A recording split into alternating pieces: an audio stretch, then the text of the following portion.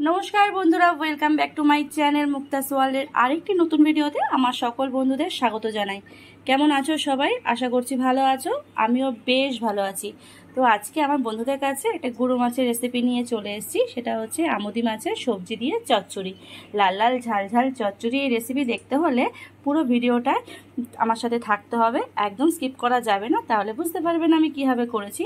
তো চলো রেসিপিটা স্টার্ট করা যাক। কিভাবে করছি এই সবজি দিয়ে আমুদি মাছের চচ্চড়ি।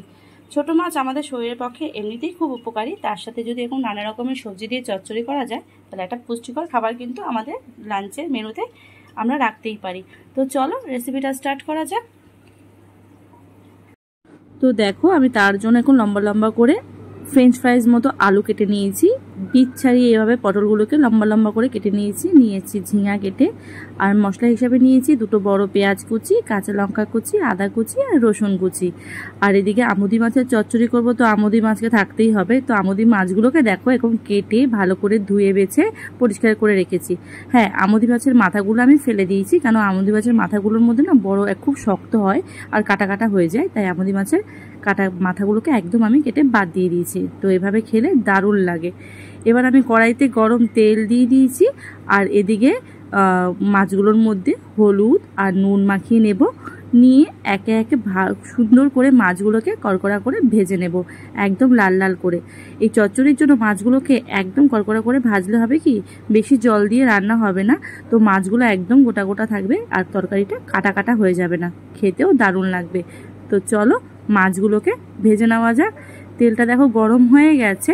এবার আমি মাছগুলো দিয়ে ভালো করে ওলট পালট করে সুন্দর করে ভাজা করে নেব। এই আমুদি মাছ ভাজা আর গরমকালের টক ডাল হলে কিন্তু মেনুটা বেশ জমে যায়। আমার তো বেশ ভালোই লাগে। কে কে খাও আমার মতো এখন টক ডাল দিয়ে আমুদি মাছ ভাজা, আমাকে কিন্তু অবশ্যই কমেন্ট বক্সে জানিও। তো দেখো কথা বলতে বলতে মাছগুলোকে আমি সব কটা এরকম সুন্দর করে ভেজে নিলাম। আর এদিকে সবজিগুলোতে দেখো আমি ভালো করে নুন হলুদ মাখিয়ে রেখেছি, তাহলে জলটা বেরিয়ে যাবে। এবার এরকম তেলে আমি একদম লাল লাল করে প্রত্যেকটা সবজি আলাদা আলাদা করে ভেজে তুলে রাখবো। একবারে সবজি দিয়ে ভেজে করলে সেটা তরকারিটা ঘেটে যায়, খেতে একদমই ভালো লাগে না। কিন্তু এরকম আলাদা আলাদা করে ভেজে একদম লাল লাল করে ভেজে নিয়ে তরকারি করলে যে কোনো তরকারি খুব সুন্দর স্বাদের হয়, দেখতেও ভালো লাগে। দেখো আলুগুলো একদম লাল লাল ভাজা হয়ে গেছে।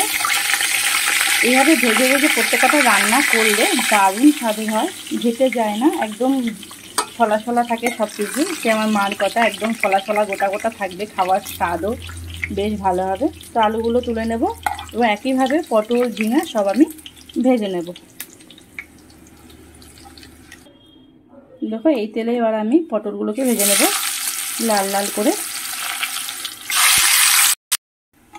দেখো পটলগুলো সুন্দর লাল লাল করে ভেজে নিয়েছি।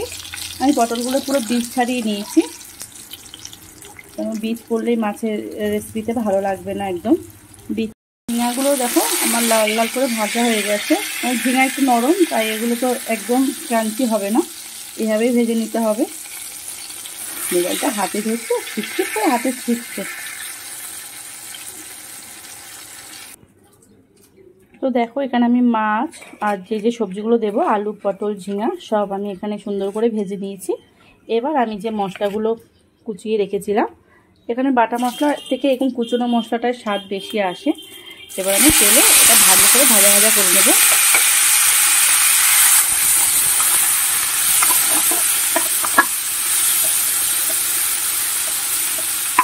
একটু ভালো ভালো করে ভাজা করে নেবো একদম লাল লাল করে।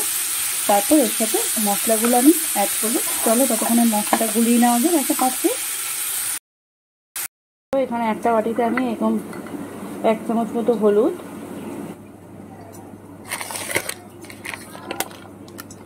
আর এই চচ্চড়িগুলো একটু ঝাল ঝাল হলেই ভালো লাগে, আর অনেকটা কাঁচা লঙ্কা দিয়েছি। আর আমি এই 1 চামচ লঙ্কার গুঁড়ো অ্যাড করবো এর সাথে। আর এখানে দেবো 1 চা চামচ মতো নুন, কারণ সমস্ত সবজি মাছে একদম নুন দেওয়া আছে। এবার জল দিয়ে এটা একটা পেস্ট তৈরি করে নেব। তো এখানে অল্প একটু জল মিশিয়ে মশলাটা গুলিয়ে নেব।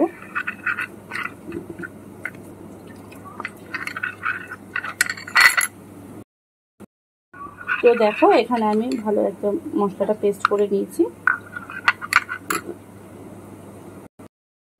এদিকে দেখো পেঁয়াজগুলো আমার সুন্দর লাল লাল করে ভাজা হয়ে গেছে।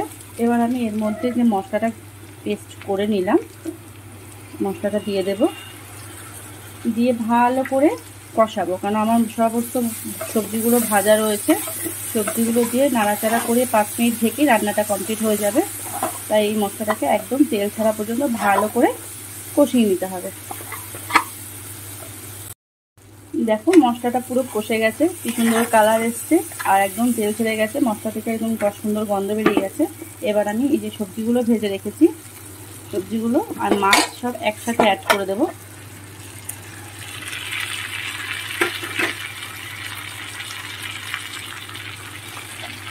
অ্যাড করে ভালো করে নাড়াচাড়া করে নেব।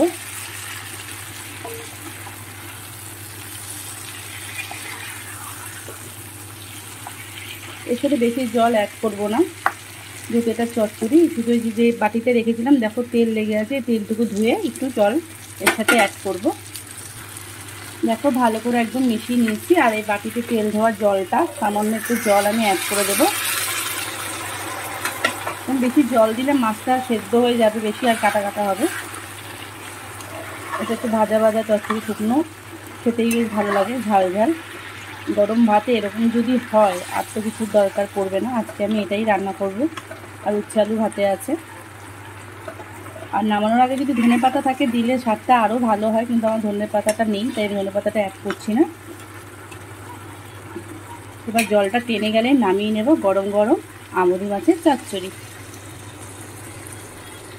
দেখতে যেমন লোভনীয়, খেতেও কিন্তু দারুণ হয় এই রেসিপিটা। দেখো জলটা টেনে গেছে, একদম তেল তেল তেল তেল তেমন তেল ছেড়ে দিয়েছে, জল নেই, মাখা মাখা একদম আমুদি মাছের চচ্চড়ি রেডি। এবার আমি সার্ভ করে নেব, প্লেটে ঢেলে নেব। তো দেখো একদম গরম গরম তৈরি আমার সবজি দিয়ে আমুদি মাছের চচ্চড়ি। ছোটো মাছ এমনি শরীরের পক্ষে খুব উপকারী, আর এখন সবজি দিয়ে যদি করা হয় সেটা একদম পুষ্টিকরও হয়, খেতেও ভালো হয়। তো বন্ধুরা আজকে এই রেসিপিটা কেমন লাগলো অবশ্যই আমায় জানিও। আর ভালো লাগলে লাইক কমেন্ট শেয়ার সাবস্ক্রাইব করে আমার চ্যানেলের পাশে থেকে যেও। আবারও পরবর্তী কোনো ভিডিও নিয়ে খুব তাড়াতাড়ি চলে আসবো আমার বন্ধুদের মাঝে। ততক্ষণ ভালো থেকো, সুস্থ থেকো, সাবধানে থেকো, টাটা।